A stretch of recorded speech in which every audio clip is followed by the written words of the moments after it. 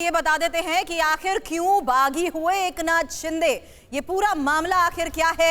एकनाथ शिंदे हमेशा से बीजेपी के साथ गठबंधन के पक्ष में रहे थे और साथ ही बड़ी बात ये कि 2019 में कांग्रेस एनसीपी के साथ 2019 में ही कांग्रेस एनसीपी के साथ सरकार बनाने के फैसले के भी वो खिलाफ थे। अब एकनाथ शिंदे हमेशा से बीजेपी के साथ गठबंधन के पक्ष में थे, लेकिन बड़ी बात यह है कि 2019 में जैसा कि आपको बताया कांग्रेस एनसीपी के साथ सरकार बनाने के फैसले के भी वो खिलाफ थे। लेकिन अब देखिए किस तरीके से मनाने के लिए अब सरकार में शहरी विकास मंत्रालय जैसा उन्हें पहले अहम विभाग भी मिल गया था और उसी नाराजगी को दूर करते हुए इस विभाग की जिम्मेदारी दी गई थी। लेकिन आदित्य ठाकरे के साथ शिंदे का कई मुद्दों पर विवाद भी था और बड़ी बात यह है कि कहा यह जाता है कि शिंदे अपने मंत्रालय में आदित्य के दखल से भी नाराजगी पहले जाहिर कर चुके थे। वो नाराज थे और बड़ी परियोजनाओं में आदित्य को चेहरे के रूप में पेश करना उन्हें अखर भी रहा था।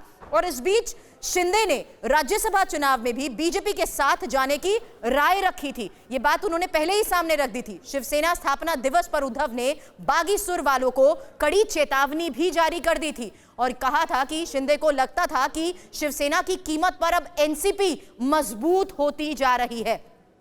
तो ये बड़ी बातें वजह रही हैं इस पूरे विवाद को लेकर। लेकिन सवाल यही है कि महाराष्ट्र में अब आगे होगा क्या। शिंदे गुट को अपनी विधायकी बचानी है तो 37 विधायकों को तोड़ना होगा और जो दावे किए जा रहे हैं उसका पल पल का अपडेट हम आपको दे रहे हैं।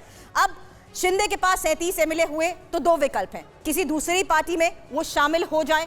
क्या उनकी ये रणनीति है कि वो जल्दी दूसरी पार्टी में शामिल होने का ऐलान कर दें, वहीं इलेक्शन कमीशन में असली शिवसेना होने का वो दावा ठोक दे, ये साबित करते हुए कि विधायकों का समर्थन उनके साथ है। और डेप्यूटी स्पीकर का रोल अब देखा जाए तो बहुत ज्यादा अहम हो जाता है क्योंकि अब 37 से कम एमएलए हुए तो दो चीजें ये तय है, मामला यकीनन अब कोर्ट तक जाएगा। ये हम आपको बता रहे हैं कि अगर विधायक 37 से कम हुए तो अब 37 से कम होने पर संकट क्या है, बागियों की सदस्यता तक जा सकती है। तो बागियों पर यह संकट खड़ा हो सकता है। वहीं मौजूदा परिस्थिति में गवर्नर इसे मानने के लिए बाध्य भी नहीं है। तो टेक्निकल लेवल पर, कानूनी तौर पर हर उस विकल्प की हम यहां पर बात कर रहे हैं, हर उस परिस्थिति की यहां पर बात कर रहे हैं जिस पर सभी की नजर है। अब अगर महाअघाड़ी सदन भंग करने की मांग करता है तो गवर्नर ये परखेंगे कि कहीं ये मांग बहुमत खोने की वजह से तो नहीं है। और सबसे बड़ी बात, गवर्नर को ऐसा लगा तो वे विकल्पों पर भी विचार करने की बात कह सकते हैं।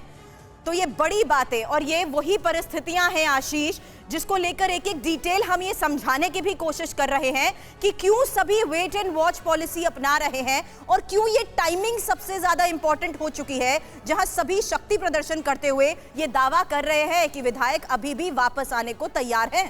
क्या ये प्रश्न केवल शिवसेना पॉइंट ऑफ व्यू है सुरभि? जी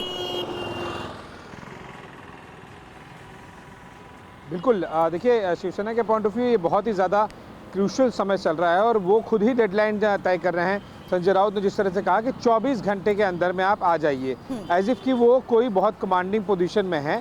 उनके एमएलएज यहाँ पर आके बैठे हुए हैं, उनसे कोई संपर्क नहीं हो पा रहा है और इस बात की भी चिढ़ इस बयान में दिखने मिल रही है कि लेटर से और ट्विटर से और व्हाट्सएप से कम्युनिकेशन हो पा रहा है। इमेजिन कीजिए एक मुख्यमंत्री अपने एमएलएज को अपने पार्टी के as strong as Uddhav Thackeray, जो कि शिवसेना के चीफ के तौर पर भी देखे जाते हैं, तो उसमें इतना वीकनेस आ गया है कि अब वो एमएलएज को कांटेक्ट नहीं कर पा रहे हैं, एमएलएज को वापस नहीं बुला पा रहे हैं। ये टाइम सेंसिटिव इसलिए है क्योंकि बाकी जो शिव सैनिक हैं मुंबई में, उनका भी मनोबल टूट सकता है बहुत जल्द। आपने पिछले 48 घंटों में देखा होगा किस तरह से नंबर एक बार में बढ़े थे, लेकिन उसके बाद में पिछले 24 घंटों में थोड़े थोड़े करके नंबर बढ़े। कल शाम को 3 आया, सुबह 3 आए, फिर 2 आए, तो इस तरह से नंबर्स बढ़े हैं। तो जो एमएलए शिवसेना के पास में हैं वो भी मुंबई में जो हैं वो भी टूटकर कहीं गुवाहाटी ने आ जाए और वो आंकड़ा कहीं 37 के पार न चला जाए। इसी डर से वो टाइम बहुत क्रूशियल है शिवसेना के लिए कि जल्द से जल्द एटलीस्ट कुछ एमएलए वापस आ जाए। 21 जो मैं नंबर वॉरफेयर की बात कर रहा था, वो कह रहे हैं कि हमारे पास अभी भी लगभग 20 से ज़्यादा एमएलएज ऐसे हैं गुवाहाटी में जो वापस आना चाहते हैं, उनको वहाँ पर जबरन पकड़ के रखा गया है। तो ये नंबर वॉरफेयर खेल रहे हैं, लेकिन जाहिर सी बात है कि जब तक गवर्नर हॉस्पिटल से बाहर नहीं आते, जब तक डिप्टी स्पीकर फ्लोर टेस्ट नहीं लेते, ये नंबर्स पूरी तरह से क्लियरिफाई हो नहीं पाएंगे। जी बिल्कुल मुश्किल है। मयूरेश इस वक्त हमारे साथ मौजूद हैं। मयूरेश, 37 के जिस आंकड़े की हम बात कर रहे हैं वो अगर हासिल हो जाता है तब सूरत हाल क्या बनती हुई आपको नजर आ रही है? किस बात की तैयारी है?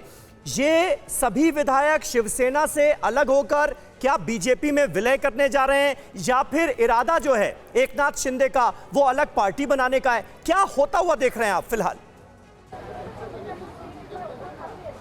एकनाथ शिंदे से जब इसके बारे में पूछा गया तो ऑफिशियली उन्होंने कुछ कहा नहीं, लेकिन अंदर खाने से जो खबर आ रही है वो यही है कि उनके वो अपना एक अलग गुट बना सकते हैं, जिसे वो कहिए शिवसेना का नाम भी दे सकते हैं। सिंबल के लिए भी वो ट्राई कर रहे हैं कि पार्टी सिंबल उन्हें मिले, क्योंकि उनका कहना है और उनका दावा है कि अभी भी एकनाथ शिंदे जो है वो लेजिस्लेटिव पार्टी लीडर है। तो बीजेपी में जाने की बात नहीं हो रही है फिलहाल, तो अलग से अपना गुट होगा और शिवसेना एकनाथ शिंदे की होगी, ऐसा प्लान है।